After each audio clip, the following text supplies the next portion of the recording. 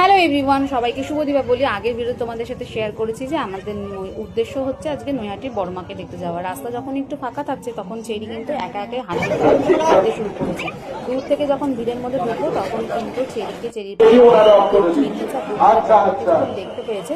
তখন থেকেই ওর এক্সাইটমেন্ট শুরু হয়ে গেছে। বাড়িতে বড় মায়ের ছবি রয়েছে আর সেই বড় মায়ের ওকে গল্প করি, অনেক বড় ঠাকুর, অনেক বড় বড় হাত, অনেক বড় বড় চোখ, বড় শিক্ষা। এই জিনিসগুলো যখন ও নিজের চোখে দেখতে পাচ্ছে, ওর সমস্ত গল্প শুধু বলে যাচ্ছে।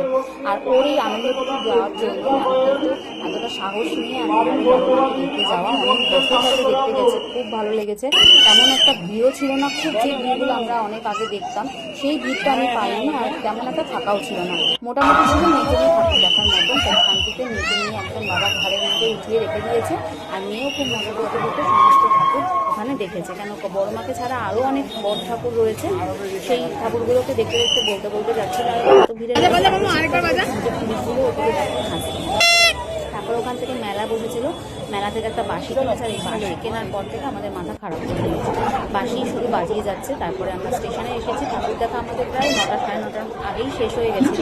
তারপর আমরা স্টেশনে এসে গেছি। স্টেশনে এসেও পাপার বলে কন্টিনিউ পাপার বলে থাকে বলে পাপারও একটু খুব কষ্টই হয়, কারণ আমি খুব বড় হয়েছে, কিন্তু পাপার উপায় নেই। তারপরে আমরা 3 নম্বর প্ল্যাটফর্ম থেকে মেনু লোকাল ধরে একদম রানাঘাটের উদ্দেশ্যে ট্রেনের মধ্যে উঠে আমরা বসার জায়গা পেয়েছিলাম। আর ওখানে উঠেও বাঁশি বাজানো হচ্ছিল কন্টিনিউ। আমরা এই মজা করতে করতে বাড়ি চলে এসেছি।